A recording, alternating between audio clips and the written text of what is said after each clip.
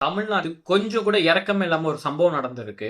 சென்னையிலேருந்து திருத்தணி நோக்கி போயிட்டு இருக்க ட்ரெயின்ல ஒரு நார்த் இந்தியன் யங்ஸ்டர் வந்து தனியா டிராவல் பண்ணிட்டு போயிட்டு இருக்காங்க. இந்த அரக்கோணம் திருத்தணியை சேர்ந்த ஒரு 4 விஷ கிருமிகள் 18 வயசு கீழ இருக்கவங்க கஞ்சா போதையில ரீல்ஸ் எடுக்கணுன்ற பேர்ல கத்திய வச்சு அந்த நார்த் இந்தியன் முன்னாடி போய் பண்ணியிருக்காங்க. ஆப்வியஸா யாரா இருந்தாலுமே வந்து இந்த மாரி பண்ணாதீங்க, கத்தி எடுங்கன்னு நம்ம சொல்ல தான் செய்வோம்.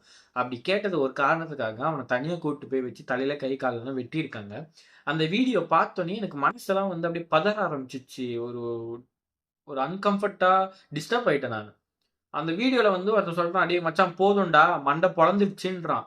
ஏன்டா கொஞ்சம் கூட இரக்கம் இருக்காதா? ரத்தம் போகுது. என்ன மண்டை பொளந்துருச்சுன்றீங்க. ஐய்யய்யோ! பாவம்னு கொஞ்சம் கூடமா தோணாது. அப்படி என்ன போதை? எனக்கு என்னன்னா வந்து, போலீஸ் வந்து நான் இவ்வளோ கஞ்சாவ பிடிச்சோம், இவ்வளோ எரிச்சோம், இவ்வளோ சீஸ் பண்ணோம், அப்படி இப்படின்றாங்க. அதையும் தாண்டி எப்படி சர்க்குலேட் ஆகுதுன்னு எனக்கு சுத்தமா புரியல.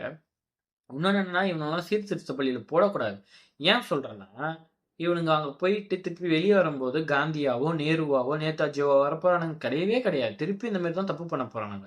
இதுக்கு என்ன பண்ணணும்னா, இது என்னோட கருத்து. நான் இந்த மாரி தண்டனை குடுத்தா தான், நாளைக்கு இந்த மாரி எப்பவுமே நடக்காது. இது ஒரு முன்னுதாரணமா இருக்கும்னு சொல்லி நான் நெனைக்கிறேன். அத நான் சொல்றேன். உங்க கருத்து என்னன்னு சொல்லுங்க.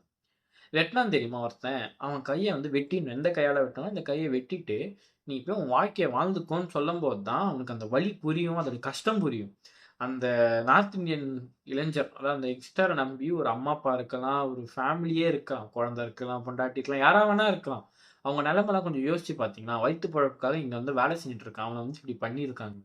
இது தமிழ்நாடு கவர்மெண்ட்டோட எவ்வளோ பெரிய ஃபெயிலியர் தெரியுமா இது? என்ன சொல்றதுன்னு தெரியல எனக்கு.